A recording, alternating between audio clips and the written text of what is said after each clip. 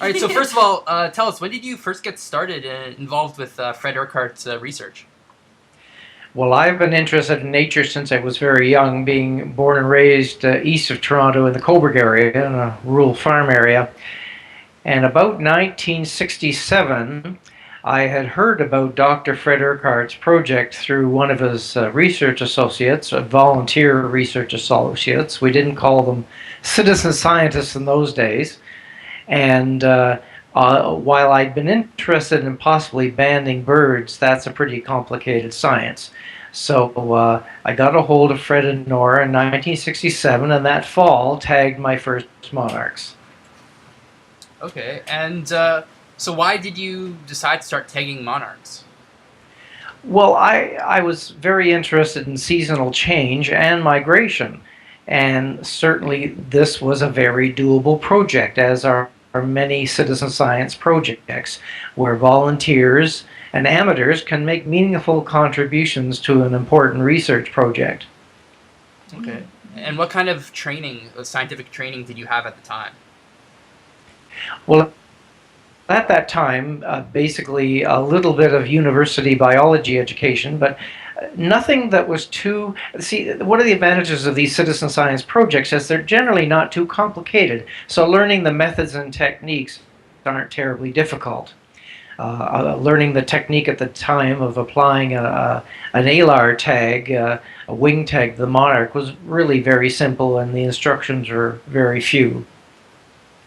Okay, and so what were the instructions? How did Urquhart teach you guys, what to do? Well, in its time and its day, using the method that Fred was using at the time, you'd of course capture your wild butterfly with the net. You would remove some scales from the large cell at the front leading edge of one of the front wings, and you would clear off the scales, which revealed a clear membrane, translucent membrane, much like a glass surface. The tags were very, very sticky, had a very good adhesive. You would fold the tag over the leading edge of the wing and squeeze it into place, and it would remain there for the life of the butterfly. You would also record some data, of course, the date, where you were tagging the butterfly, whether it was a male or female, and then release it. And how many butterflies do you think you tagged? Well, it's varied depending on the availability of time. I've tagged as few as a few hundred. One memorable year in about 1972, I tagged 10,000. Really, that's a lot of butterflies. I was changing jobs, returning to school, and decided, have one real good kick at the can, so to speak. And it was a lot of work, and you plan your strategy, capture during the day, tag at night, and then release them the next morning, and then continue on for whatever time you have. Oh. So how many volunteers were there working together? Well, at that time, I would say a few hundred. Over the life of the Urquhart project, about 4,000 different individuals and groups were engaged in this project. Mm-hmm. The project officially ended in the spring of 1994. And so how long were you involved with it? I began in 1967, continued till about 1973 when I became preoccupied with education and joining the workforce. About 1985, I thought, wouldn't it be neat to tag a monarch butterfly in Ontario and have it recovered in Mexico? So restarted tagging, and in fact did have a monarch recovered in Mexico. And at the same time, the chief naturalist of Presque Isle Provincial Park learned about my activity and decided, gee, wouldn't that be a neat activity to have each fall? We'll call it Monarchs and Migrants Weekend. You take care of the butterflies, we'll take care of the birds, bird banding, monarch tagging, and that activity continues to this day, some 28, 29 years later. Mm-hmm. So what was it like working on the Urquhart project? Well, it was a great project. First of all, you have to appreciate that the Urquharts are very dedicated people. They truly believed in what they were doing. Fred started his put the first tag on a monarch sometime in the late 1930s, and later on was employed by the Royal Ontario Museum. However, his boss wasn't terribly sympathetic. As one of his supervisors once said, what would the government say if they knew we had someone here putting pieces of paper on butterflies' wings? And in 1952, in May, an article was published in Natural History magazine. And also apparently in Canada as well, their first call for volunteers to help them with their project. And out of the people that applied, they selected 12 people, and that was the beginning of their project. Now, about 1963, a very significant meeting was held at Presque Isle Provincial Park, where I do most of my tagging. And where is that located? Presque Isle Provincial Park is located east of Toronto, about 150 kilometers on the north shore of Lake Ontario. Okay. It's a tombolo. It's a sand spit that joins a couple of limestone islands. It's a peninsula jutting out into the lake, and it's very significant for migrating and nesting birds, and also for monarch migrations. So the Urquharts met there with Ivy Limon of the Audubon Society of Massachusetts and my friend Audrey Wilson of Coburg, who is still alive and still tagging monarchs. And it was from that meeting they formed their Insect Migration Association, and from there began expanding this citizen science project. Okay. So what did you think of Urquhart's decision to use volunteers? Was that like a new thing at the time, or what was that like? I don't think the use of citizen scientists, or as they call them, research associates, was a new idea. But to create an organization like this, I think was fairly new and innovative and highly successful, because you had people from all over North America and Mexico, a few from Mexico, really keen on being part of this project, which was very, very doable and easy to learn, and people felt they were making significant and important contributions to a scientific project, related, of course, to a very popular butterfly species. Want to ask? Sure. Just, I guess now, because our project is on citizen science, we're the history group. I'm sure Joseph has told you, but we just wanted to know a bit more generally about your thoughts on citizen science and sort of how it's impacted science in general. So I'm just wondering how you think citizen scientists have contributed to sort of scientific knowledge and understanding and discovery.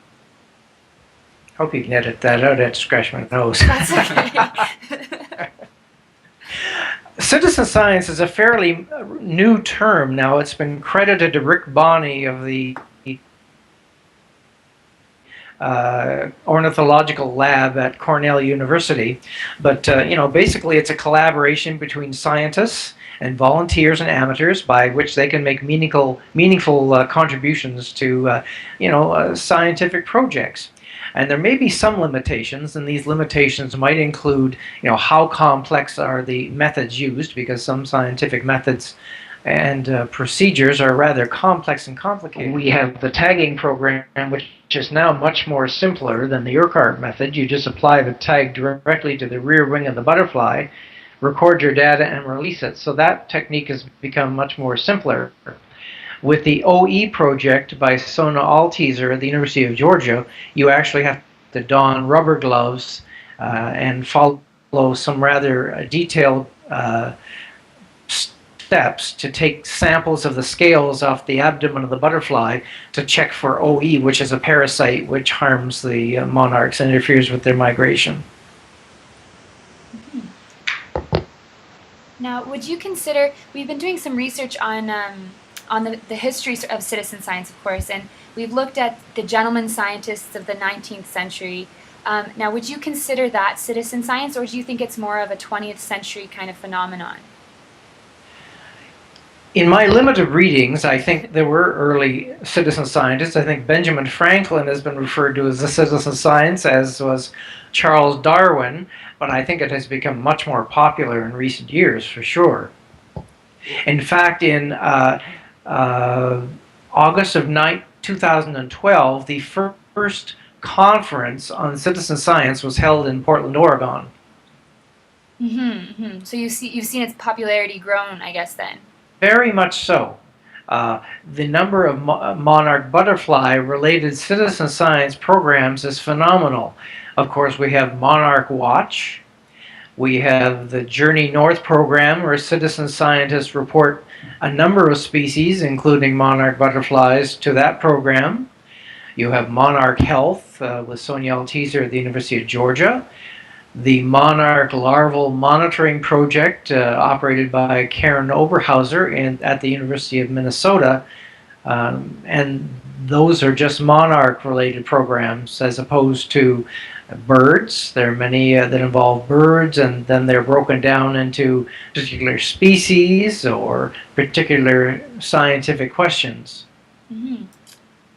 So you're still tagging butterflies now, right? So do you want to tell us a little bit about your current projects that you're working on?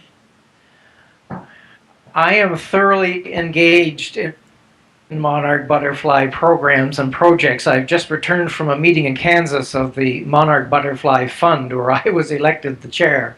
Oh, well, congratulations. I'm still tagging monarchs every fall at Presqu'île Provincial Park and elsewhere.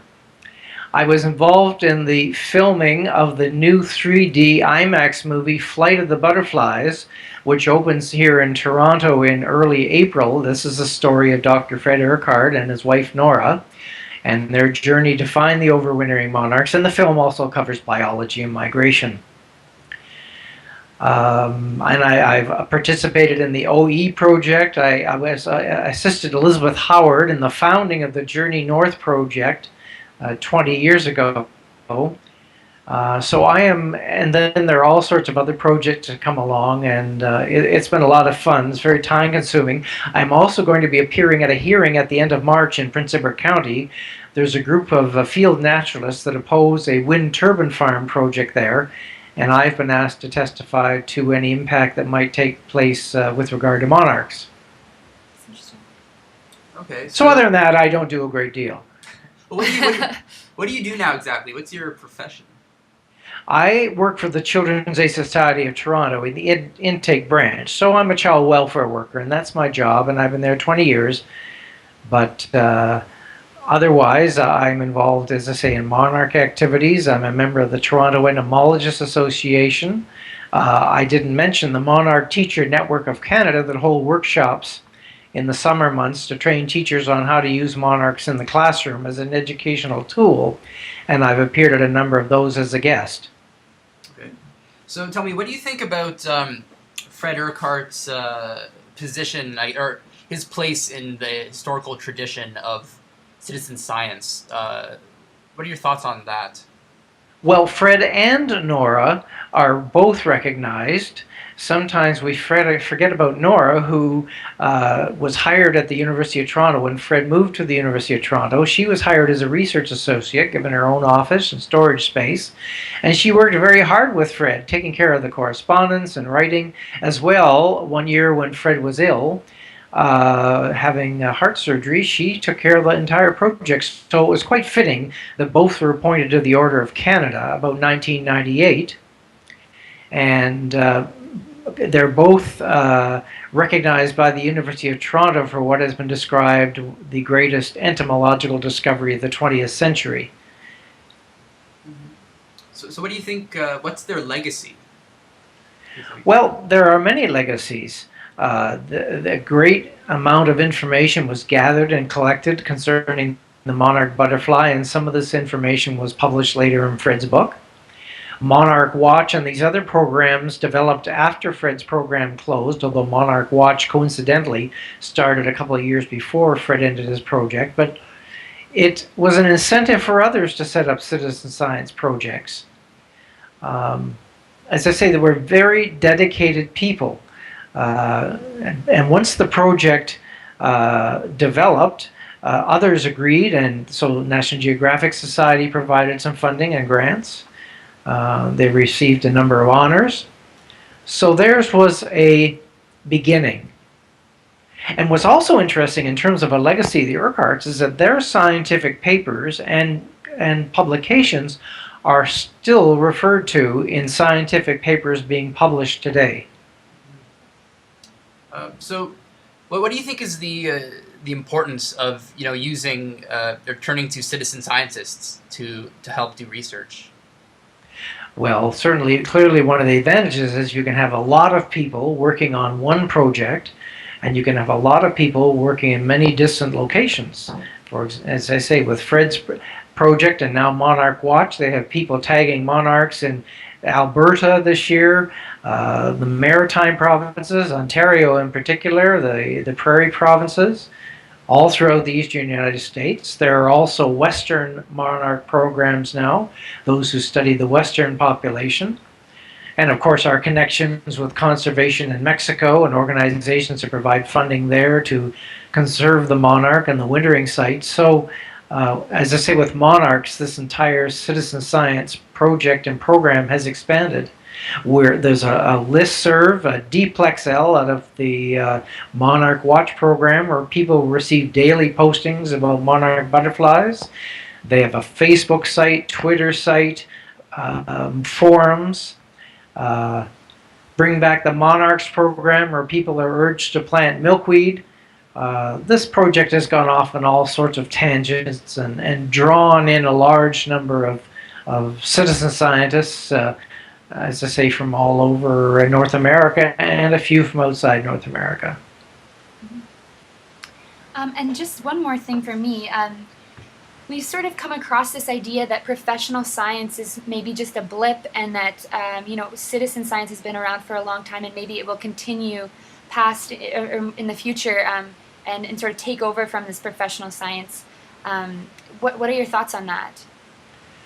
I don't think so. I think the professional scientists are highly trained in rather complex mathematics and complex scientific procedures, and I think their continued involvement and participation is vital. But again, the advantage of citizen science is that untrained or amateur or non-professionals are able to make meaningful contributions. Mm-hmm. Great. And who's the well, I'm wondering, where exactly are we reaching you right now? We're at the Barbara Frum Library at the University of Toronto, near Bathurst and Lawrence in Toronto. Okay. I just wanted to get that. So those are pretty much all the questions we had prepared. Is there anything else you'd like to add? Any thoughts on the history of citizen science and the significance of citizen science? It's certainly advanced and is changing, as I noted earlier, with the advent of digital cameras and other devices. I know some of our associates are now using GPS tools to specify exactly where they are. Digital cameras are great. I had a number of people send me butterfly sightings from Alberta this summer, and they wanted to know, we don't have monarchs here, but what is this butterfly? And there's the proof, the digital photo that yes, that indeed was a monarch out in Alberta. So citizen science is as popular as ever.